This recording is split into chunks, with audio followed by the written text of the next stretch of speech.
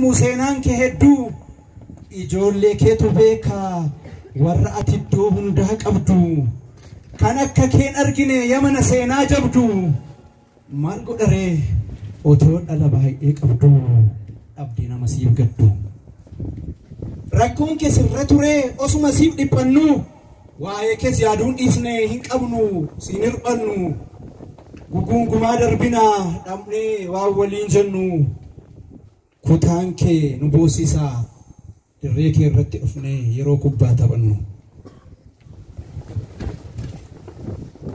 atis dhokkattee teessaa hin himattu rakkina nurrattis jiguuf deemtaa nu gochuuf kan salphinaa ijoolleen kee hedduu turanii kan argatan guddinaa sadarkaa biyya keessaas alattis waan ulfinaa garuu maal godhaa miti nuti ofirra darbina atis beecarraan qabdu hortus ijoollee hedduu kan barnootaan fagaates daldaalota jajjabduu maaddii kee irraa soorateetu dhabdi nama siif yaadu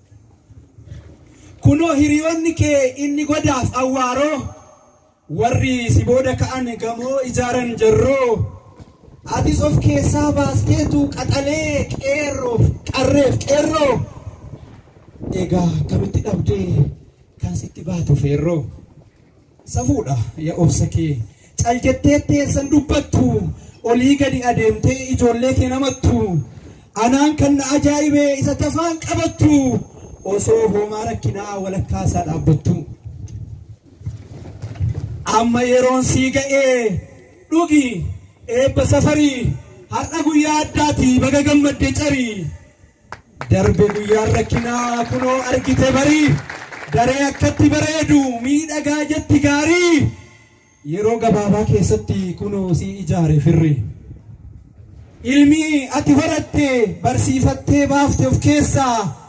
dursee kan si yaadate baratichi gaabsana har'a obbo Shaaqaa Gurmeessaa kunoo baaftee argisiifte himma seenne ati ameessa Shaaqaa koo ilma sabaa kaayyoodhaan hoogganamu oolmaan cariidhaaf ooltee gonkumaan dagatamu keessattuu barnoota irratti maallaqni gannaqamu hin badee hin se'iini qareetu baasa sammuu inni ati facaafte boru kan dhamdhamamu nuyi maal sii goonaa waan sii goonuu qabnu waan ati barbaadde rabbi siif haa kennu danqaan sirrakkisiin fuulduratti beenu jennee si eebbisna rifaatuu keen feenu jennee si eebbisna rifaatuu keen feenu rakkina manichaas qixaan kan beekanii obbo Shaaqaa feeruuni tola akka oolanii hordofii gochuudhaan aarsaa kan baasanii nama hedduutu jira maali maqaa yoo kaasanii kantiibaa duraanii bulchaa godinaa ammaa Saayiluu Dirribsaa qixxee nama kumaa bilbilaanis ta'ee koreetta si wal dhaama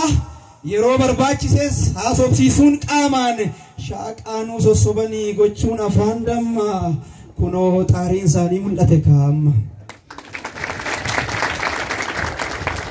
kantiibaanni ammaas Haacee ilma abbaa gadaa itti fufsiise hoogganee yoomiin nyaate waadaa hojichis raawwatee bu'aan hooggansa hundaa kunootti nuu dhufe har'a guyyaan addaa siniin jechaa jira cariin naa gammadaa siniin jechaa jira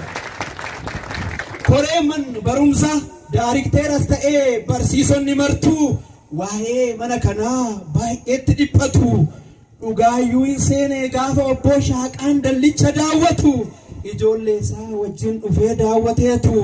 hojicha eegalee bulee gaabbariitu hunduu ni gammade yoo maashiniin qotu qotuunis darbeetu lafa keessaa luba'e firri hedduu gammadee diinni garuunne ammayyuun dhufnee fi Niiwuyoork akka ta'e yeroo xiqqoo boodammoo gamoota ijaaramaa kun iyyuurraa ka'e har'agaa ni gammaddi cariin ni kolfiti isa durii gatteetti seenaa awwaaritti kan barsiisaan arge sin maal beektuu miti barataa wajjinii hojjaadhaa gaditti har'a seenaan carii kunoo jijjiirame daree babbareedaan irratti ijaarame eebbaaf ga'e amma egaa goolabame maarree guyyaan kuni cariif guyyaa addaa wal guureetu sokkee kunoo barri gaddaa ammammoo kunoo rakkoo ammanuma kunoo rakkoon bar'een gaddaa